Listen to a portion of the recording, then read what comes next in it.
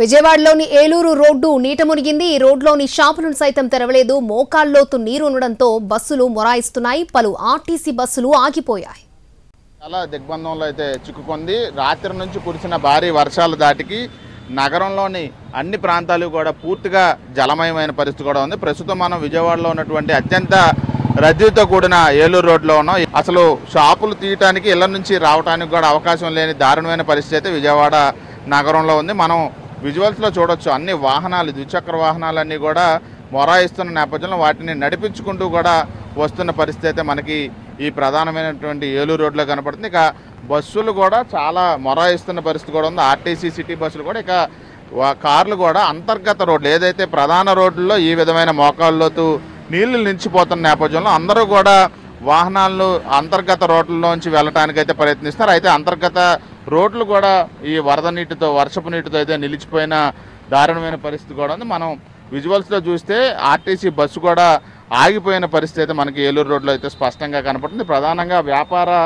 వర్తకానికి సంబంధించి ఏలూరు రోడ్డు ప్రధానమైన రోడ్లో ఒకటిగా ఉంటుంది.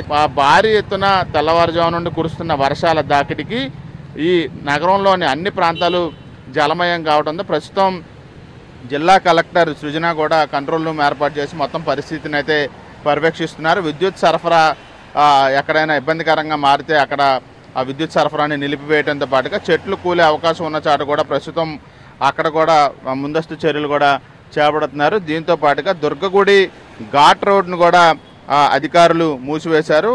ఎందుకంటే కొండరాళ్ళు దొరికే అవకాశం ఉంటుంది కాబట్టి ముందస్తు చర్యల్లో భాగంగా ప్రస్తుతం కొండరాళ్ళకి సంబంధించి ఏదైతే జారిపడే అవకాశం ఉందో ఆ ప్రధాన ఘాట్ రోడ్ని, ఆలయానికి వెళ్ళే ఘాట్ రోడ్ని కూడా మూసేశారు. అదేవిధంగా ఘాట్ రోడ్డు దిగువను కూడా కొన్ని చెట్లు కూలినట్టుగా ఉండటంతో వాటిని వెంటనే తొలగింపుకు సంబంధించి కూడా చర్యలు కూడా చేపట్టిన నేపథ్యంలో నగరంలో కుంభవృష్టి కురిసిందని చెప్పుకోవచ్చు.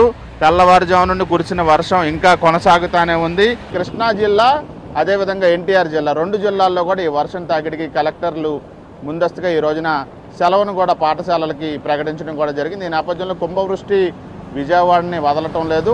నగర జీవనం కూడా స్తంభించిన పరిస్థితి అయితే విజయవాడలో స్పష్టంగా కనబడతాం. కెమెరా పర్సన్ లక్ష్మణ్తో శ్రీకాంత్ అండి, విజయవాడ నుంచి.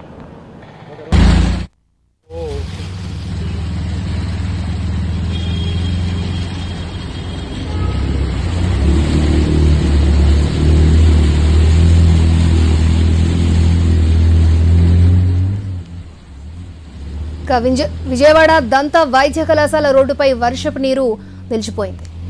ఎన్టీఆర్ జిల్లాలో భారీ వర్షాలు పడుతున్నాయి. చందర్లపాడు మండల పరిధిలోని ముప్పాలలో వాగు ఉధృతంగా ప్రవహిస్తోంది. ఓ యువకుడు వాగు దాటే ప్రయత్నం చేశాడు. అయితే వాగు మధ్యలోకి వెళ్లడంతో వరద ఉధృతికి బైక్తో సహా కొట్టుకుపోయాడు. అక్కడే ఉన్న స్థానికులు సహాయక చర్యలు చేపట్టి అతన్ని ఒడ్డుకు తీసుకొచ్చే ప్రయత్నం చేశారు. వరద ఉధృతి కొనసాగుతూ ఉండడంతో వాహనదారులు సాహసం చేయొద్దని స్థానికులు కోరుతున్నారు.